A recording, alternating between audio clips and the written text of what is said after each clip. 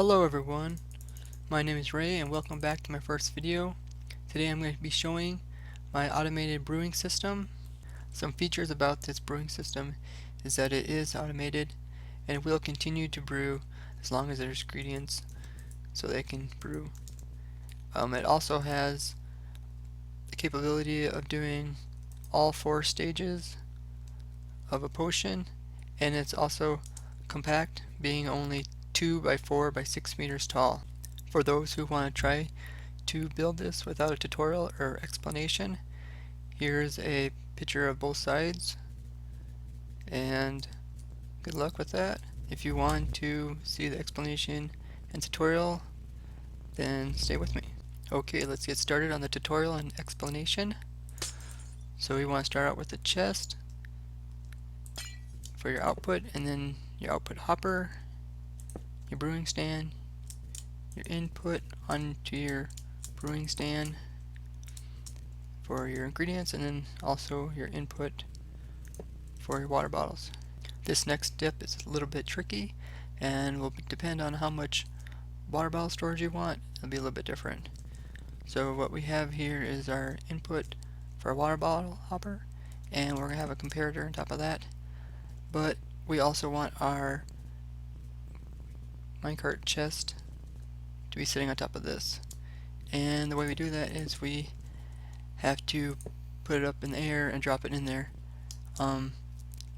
But depending on how much storage you want, if you want more than one hopper, if you want more than one minecart chest for storage, then you will want to place a hopper into those minecart chests that will be sitting here so you can refill it.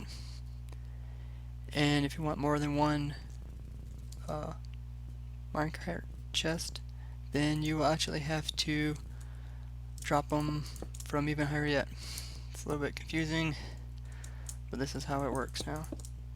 And you'll want to block them off, and you'll just continually drop them, and they will just continually fall into place.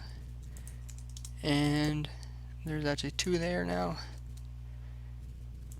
and we'll do a 3rd one, and then there's 3 there.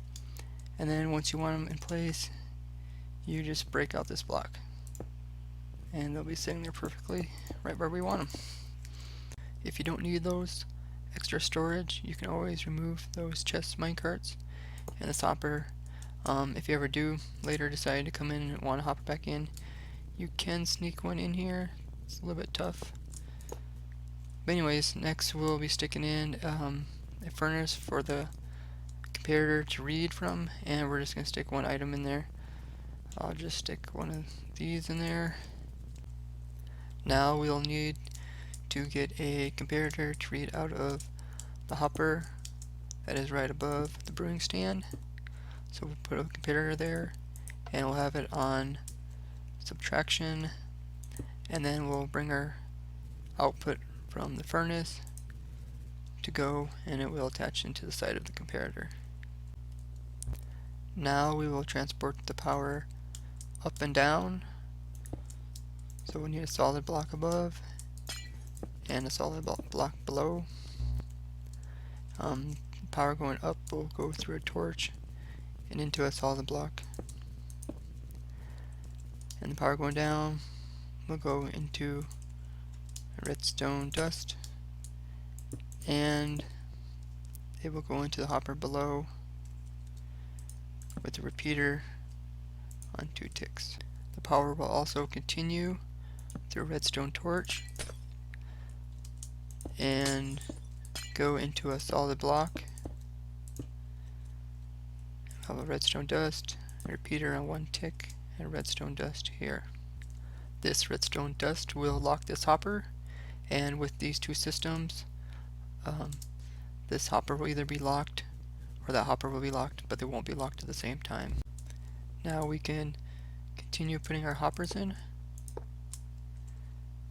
and we'll have the power come out of this solid block. We'll set that full delay of 4, and this one will be 1.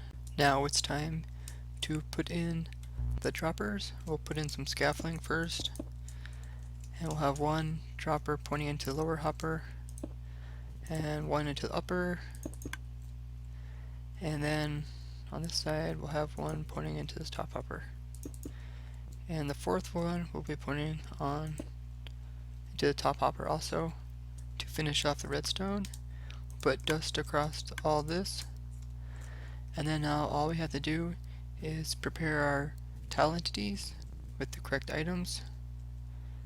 And so you'll want to get out whatever you want, the ingredients you'll need to brew the specific potion that you want, and we'll place those in. When you put your ingredients in, you have to put them in the order in which you want the brewing stand to brew them, and this can be directionally biased. So for my case, I'm facing east, and this one will be my primary ingredient, and then I'll get my redstone and my gunpowder in this one, and nether wart will be back here for me. Nether wart should always be last. And to get this started, you will have to put one nether wart up here. But first, we'll want to fill in this hopper with 3 items and 19 there. And we'll also want to put some water bottles in. We'll just put in 6. And to get this started, we'll drop in one nether wart here. And then we got the sugar in there, and it should be brewing.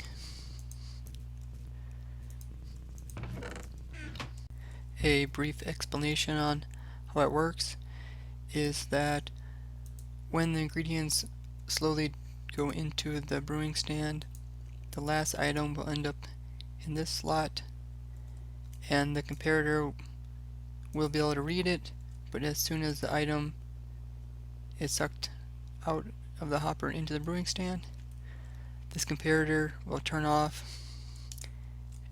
because the signal from here will be smaller than the signal that's coming from this furnace. And when that happens, this torch will turn on, and after a delay, these droppers will dispense their items, and they will dispense them in an order which the brewing stand can take in.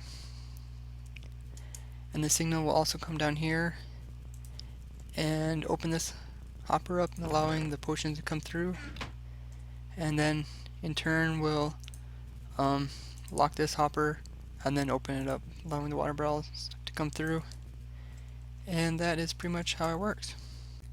If you found any part of this video knowledgeable, give this video a like.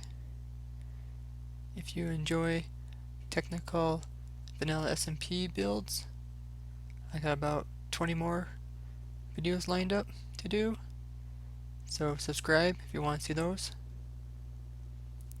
And if you have any questions or concerns, or if you have any tips or tricks for video making, type so down in the comments. I will be putting a link in the description for a technical SMP vanilla server, and if you want to, you can apply. Bye bye.